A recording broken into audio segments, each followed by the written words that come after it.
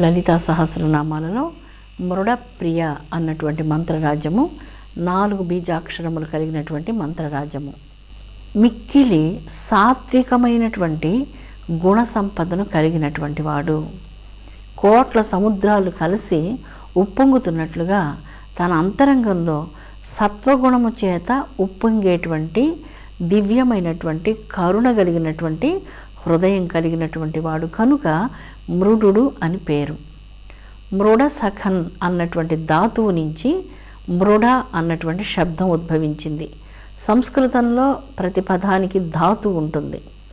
ఏ పదార్థం నుంచి అది ఉద్భవించిందో ఆ మూల ధాతు ఉంటుంది. ఈ మృడ అన్నటువంటి శబ్దంలో సకలములైనటువంటి దుఃఖాలను, దురితములను, వేదనలను శమింపచేయనటువంటి వాడు అని మరొక అర్థం. మృడ అనగా ఇంకొక అర్థంలో సకల శుభాలను ప్రసాదించువాడు, సకలములైనటువంటి సంసార తాపత్రయాదులను, దుఃఖాలను నశింపచేయనటువంటి వాడు, తన భక్తులకు సకల సుఖాలను అనుగ్రహించేటువంటి మహాదాత మృడు. అటువంటి మృడునకు ప్రియమైనటువంటిది మృడ అని ఆ జగజ్జనని దుర్గాభవాని లలితా పరమేశ్వరి దేవి. ఈ దుర్గాభవాని మృడప్రియ అంటూ కీర్తించబడుతుంది. పరమేశ్వరుని యొక్క అంతరంగంలో నిరంతరం జాజ్వల్యమానమైనటువంటి జ్యోతి అయి ప్రియమైనటువంటి కాంతులను వెదజల్లుతూ ప్రకాశించుచూ ప్రజ్వలితున్నటువంటి జగదంబయే మృడప్రియ. అందుకే జగన్మాతకు మృడప్రియ అన్నటువంటి నామం ఇక్కడ కలిగింది. మహారూప, మహా అనగానే గొప్పది, శ్రేష్టమైనటువంటిది అని అర్థం. వరిష్టమైనటువంటిది అని అర్థం. వరేణ్యమైనటువంటిది అని అర్థం. అంటే శ్రేష్టము, గొప్పది అన్నటువంటి దానికంటే కూడా ఇంకా పెద్ద పదాలు ఏమున్నాయి అని చూసినప్పుడు వరేణ్యమైనటువంటిది, వరింపదగినటువంటిది, శ్రేష్టంగా పూజింపదగినటువంటిది అని ఇక్కడ మనకు అర్థం వస్తుంది. విష్ణు పురాణంలో ఈ మహారూపం వర్ణించబడింది. పరబ్రహ్మానికి ఒక అద్భుతమైనటువంటి రూపాలు కొన్ని ఉన్నాయి. పరబ్రహ్మం నిరాకారమైనది. నిరాకారమైనటువంటి పరబ్రహ్మానికి 3 స్వరూపాలను ఇచ్చింది వేదం. ఆ 3 స్వరూపాలు విరాట్ పురుష శక్తి, అంటే అనంత బ్రహ్మాండాలంతా తన విరాట్ రూపంలో ప్రకాశించే విశ్వరూపుడు. వ్యక్త అవ్యక్త రూపుడు. అవ్యక్తుడు తాను అయితే ఈ చరాచర బ్రహ్మాండాలంతా ఏ రూపాలు ఉన్నాయో ఆ రూపాలన్నీ తన విశ్వరూపంలో కలిగినటువంటి వాడు. మరియు కాలస్వరూపుడు. ఈ 3 కూడా ఈ భగవంతుని యొక్క స్వరూపాలుగా వర్ణించారు. దేవాలయానికి వెళ్ళి నమస్కారం చేసుకొని ప్రార్థన చేసి ఆపద కలిగినప్పుడు నా ఆపదను తొలగించమని ఇలాంటి ప్రార్థనలు చేయడం ఈ లోకంలో సహజంగా మనం చూస్తూ ఉంటాం. ఇంకా కొంచెం సాధనం, ఇంకా కొంచెం ముందుకు వెళ్ళినప్పుడు కొంచెం ధ్యానం చేయడం, భక్తి కలిగి ఉండడం ఇలాంటివి గోచరిస్తూ ఉంటాయి. కానీ ఎవరు ఆ దివ్యమైనటువంటి దివ్యపు వెలుగును సాక్షాత్కరించుకుంటారో విష్ణు పురాణంలో చాలా చక్కగా వర్ణించబడుతుంది. ప్రతినిత్యం విష్ణు దేవాలయాలలో ఈ శ్లోకాన్ని నిత్యం పారాయణం చేస్తూ ఉంటారు. ప్రధాన పురుష వ్యక్త కాలానాం పరం హియత్ పశ్యంతి సూరయః శుద్ధం తద్విష్ణోః పరమం పదం.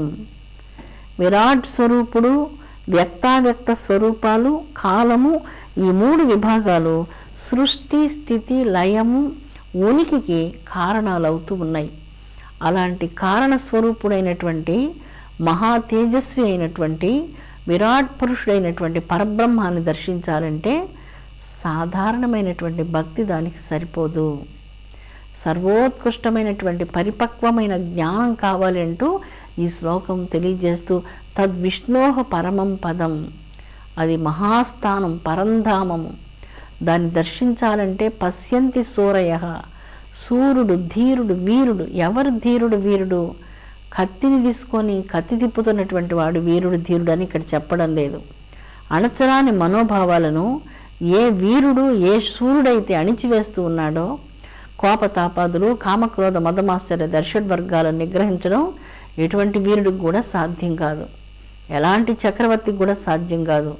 ఇటువంటి గుణాలను ఎవరైతే అణిచివేస్తున్నాడో అట్టివారు పరమసూరులు అంటున్నారు.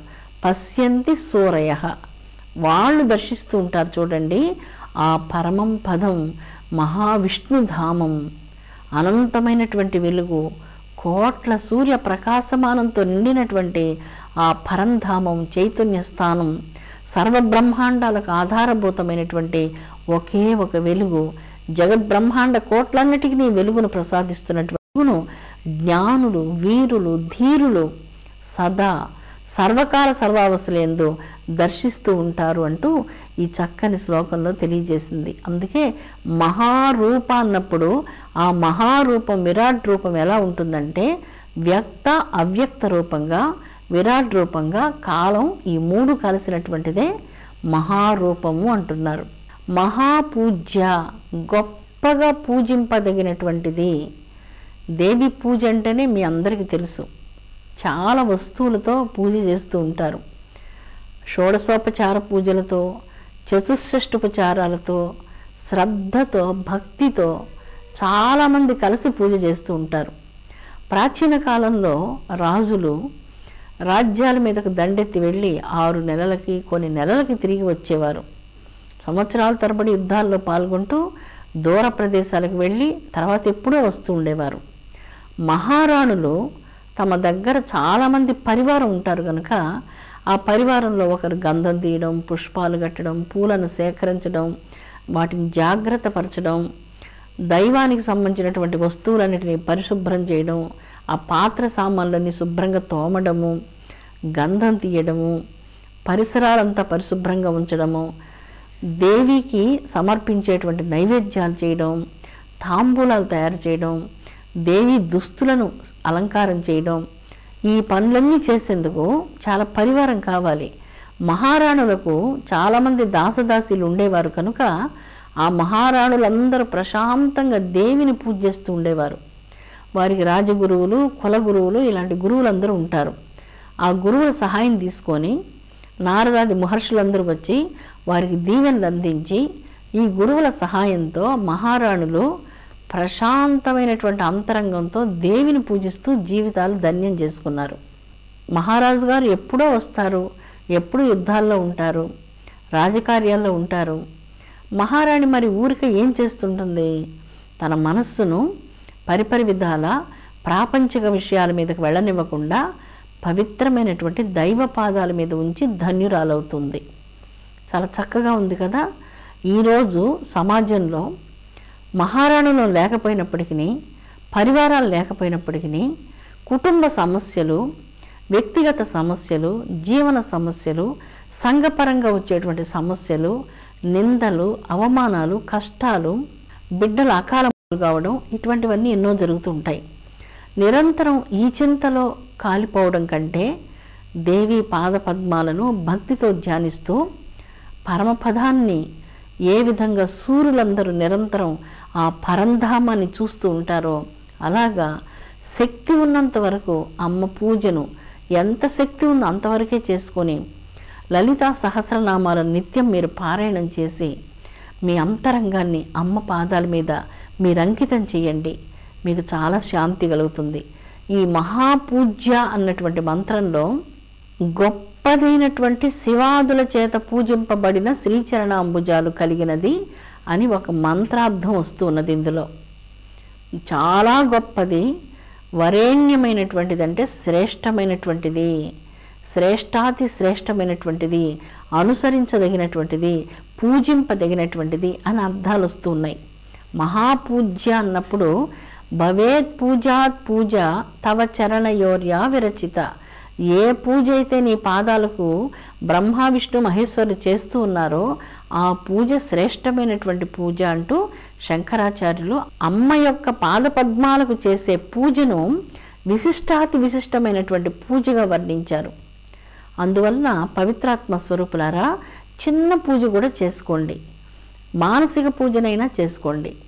ఏ పూజనైనా మీరు చేసినప్పటికీ జగన్మాత మహాపూజ్యురాలు, మహాపూజ్యురాలైనటువంటి తల్లిని జీవితానికి ఆధారంగా మీరు ఎప్పుడు చేసుకుంటారో మీ జీవితం శక్తి సంభరితమవుతుంది, శాంతితో నిండిపోతుంది.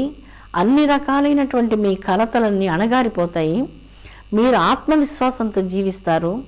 మీరెప్పుడు చిరునవ్వుతో ప్రశాంత హృదయంతో ఉంటారు. శ్రీమద్ దేవి భాగవతంలో, పద్మపురాణంలో అద్భుతమైనటువంటి దేవీ పూజను కల్పాల క్రితం ఎవరెవరు చేసి ఉన్నారో వర్ణించి ఉన్నారు. ఈశ్వరుడు జగన్మాతను పూజించాడు. బ్రహ్మదేవుడు, విష్ణుదేవుడు, కుబేరుడు, వరుణుడు, అగ్నిదేవుడు, ఇంద్రుడు, సూర్యభగవానుడు, చంద్రుడు ఇంతమంది అమ్మను పూజించి ఉన్నారు. బ్రహ్మ విష్ణు మహేశ్వరుల చేతనే పూజలు అందుకున్నటువంటి శ్రీపాదాంబుజాలు కలిగినటువంటిది జగన్మాత లలితా భవానీ దేవి. ఇలాగా దేవతలందరూ జగన్మాతను పూజించినటువంటి వారే. అందుకే మహాపూజ్య అన్నటువంటి దివ్య నామంతో ఈ మంత్రంలో జగన్మాత సర్వోత్కృష్టమైనటువంటి పూజ్యనీయురాలు. పూజంటూ నువ్వు చేస్తే లలితమ్మనే పూజించు అంటూ ఈ మంత్రం తెలియజేస్తుంది.